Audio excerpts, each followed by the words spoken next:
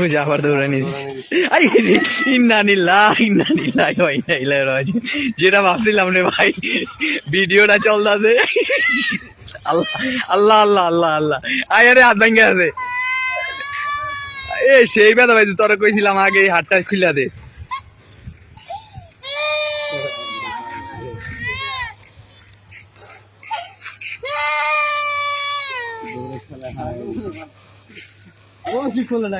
কিভাবে হলো এটা? কি নির্মম ভাবে বাধা হয়েছিল, কি নির্মম ভাবে ছেলেটিকে বাধা হয়েছিল, দেখুন আপনারা।